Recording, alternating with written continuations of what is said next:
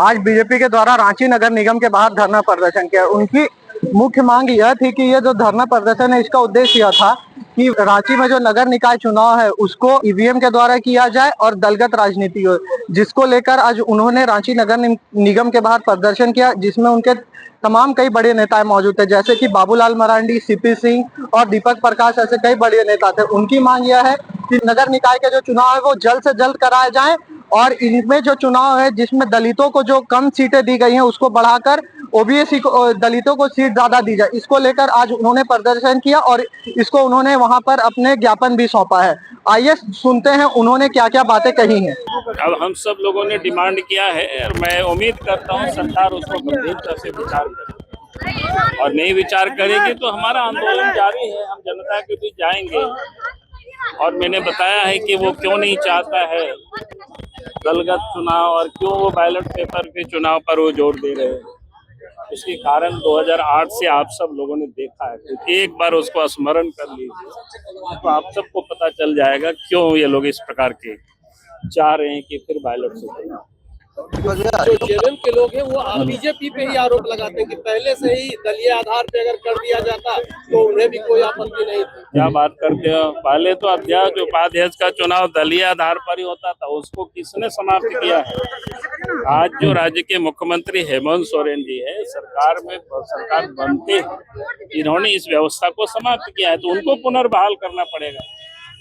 BJP तो पहले कर ही रही थी, दलीय आधार पर ही पहले चुनाव हुआ था। चल सर, भ्रष्टाचार पर भी आपने प्रहार किए, कई अफसरों को भी टारगेट किया है। नहीं, मैंने टारगेट किया, मैंने तो बताया जिस समय यहाँ 2008 में जो चुनाव हो रहा था उस समय भी इसी गठबंधन की सरकार थी और आज जो प्रदेश के मुख्य सचिव है उस समय यहाँ डीसी हुआ करते थे, आज वो राज्य के मुख्य सचिव हैं और मुख्यमंत्री के भी प्रिंसिपल सचिव है। मैंने तो इतना ही याद कराया